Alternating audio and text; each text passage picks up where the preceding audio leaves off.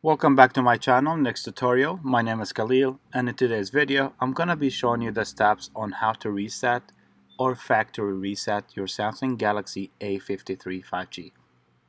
This particular device is with T-Mobile. This tutorial should work on any similar devices from any other service providers. As you see, this device has a passcode. We're going to force shut off the device in order to do the reset. You want to do this quickly in order for it to work. First thing, you want to press the power and the volume down key.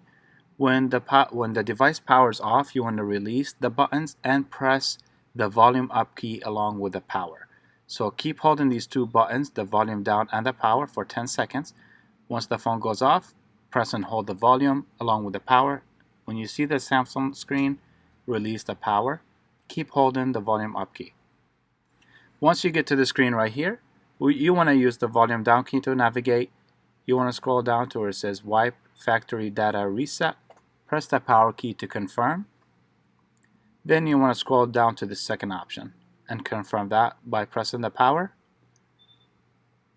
It's going to start wiping everything. Once it's done, you want to scroll down to where it says Wipe Cache Partition and press the power key to confirm down to yes. Once that is done, you can go ahead and restart your device. Everything is deleted and reset it back to factory settings.